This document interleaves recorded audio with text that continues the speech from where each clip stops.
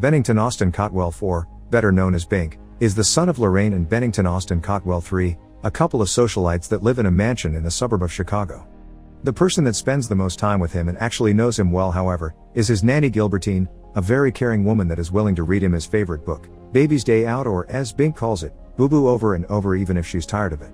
Today, Bink is getting his picture taken so he can appear in the social pages of the newspaper, since Lorraine has been feeling they've kept their baby hidden from their friends. While the mother and nanny get the baby ready, the photographers are ready to go as well, but they encounter a problem when a trio of criminals ambush them. Eddie, Vico and Norby grab the real photographers, tie them up and leave them in an old abandoned warehouse before taking their uniforms in their van so that they can pretend to be them. When they arrive at the mansion, their act is believed with no issues, so they take out their equipment as if they were going to take the picture for real and ask the mother for some time alone with the child, because if she's there, she may distract him. Lorraine looks a bit skeptical, but Eddie gets her to leave when he points out her outfit is not adequate for the photograph. The servants leave with her to help her find the right dress, but before doing so, Gilbertine gives Eddie the book in case Bink gets difficult. With everyone gone, it's incredibly easy for the criminals to steal the baby and escape through the window, where their van has already been parked. They change vehicles midway though, leaving their disguises with the photographers' uniforms and equipment behind in exchange for their own van.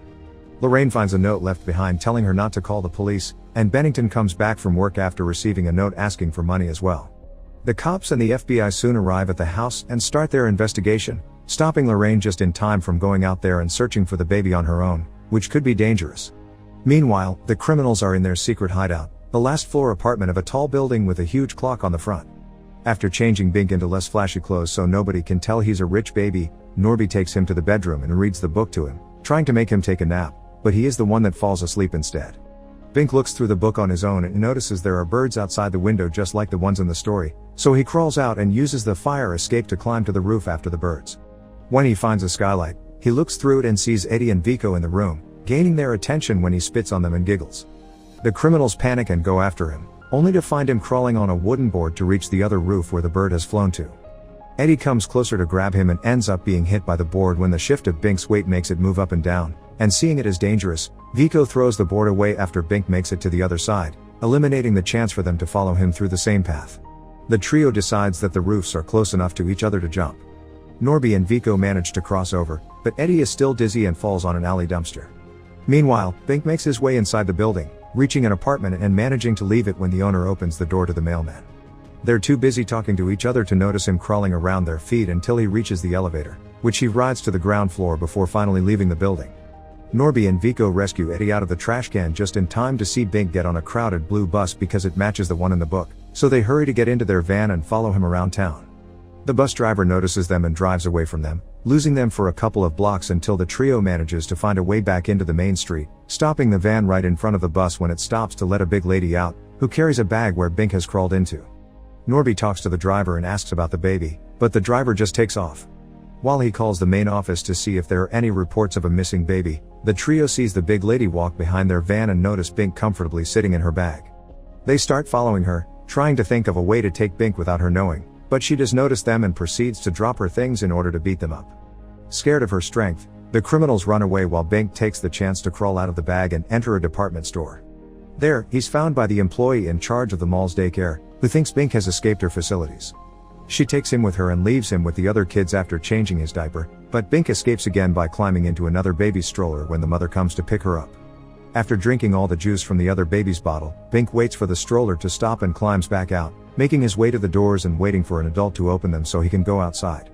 On the streets, a reporter is already covering his kidnapping on the news, and he crawls past her when he sees a taxi, which also reminds him of his book.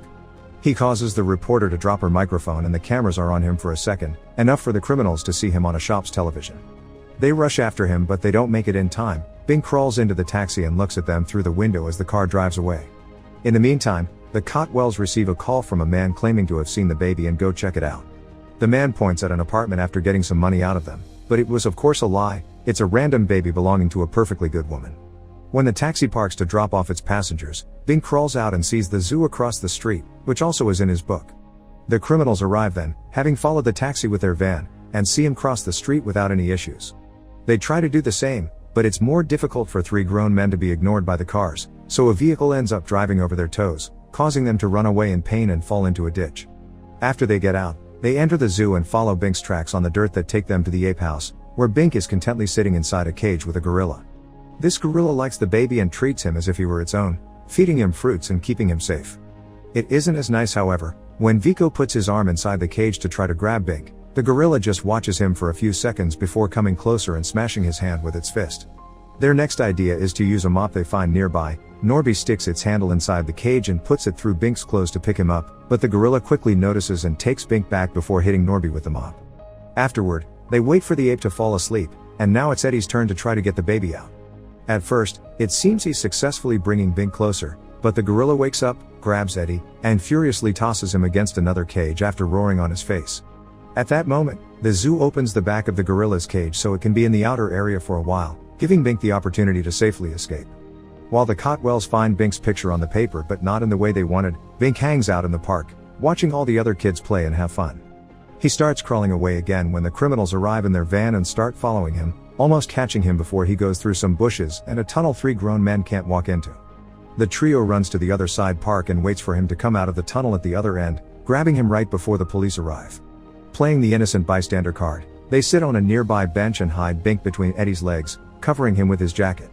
The cops start asking questions about their van and a missing baby, and Eddie tries his best to answer them while squirming in pain because Bink is hitting his groin and even lighting it on fire after he finds a lighter in one of Eddie's pockets. Norby and Vico take the cops away with them to show them something about the van while Bink leaves the lighter on the bench and climbs down from Eddie's lap, who can't stop him from escaping because he's going through excruciating pain. When his two friends return, they throw him on the ground and put off the fire by stomping repeatedly on his groin. Back in the house, Lorraine approaches Gilbertine, realizing she's the only one that can understand how she feels. While they bond over their love for the baby, Bink is making his way to a construction site, followed closely by Vico. Bink sees a worker's donut and wants it for himself, so he climbs on a steel beam to grab it, not caring about the fact he's now being lifted with the beam to the highest floor of the building. Eddie and Norby join Vico then, and together the three of them ride the elevator until they reach an area the beam hasn't passed by yet. The idea is to jump on it and retrieve the baby when the beam finally reaches their floor, but the plan doesn't go very well. When Vico jumps on the beam, his weight causes it to tip down and Bink to slide off until he lands on the elevator roof. As he crawls inside the building, Eddie and Norby try to help Vico, who is about to lose his grip on the beam.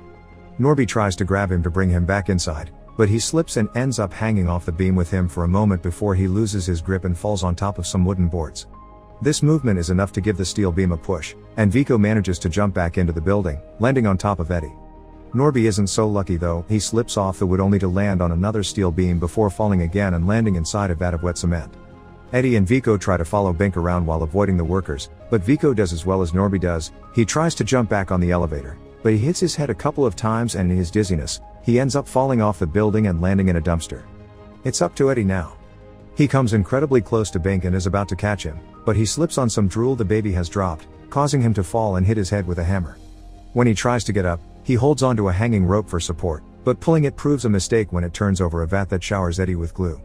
This slows down his walking since he can barely take a step without slipping, and it gives Bink enough time to crawl away and get onto a moving platform that takes him back down.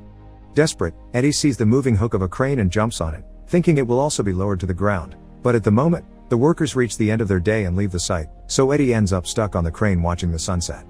One of the workers sees Bink crawl out of the construction site, but the idea is so ridiculous he blames it on his imagination.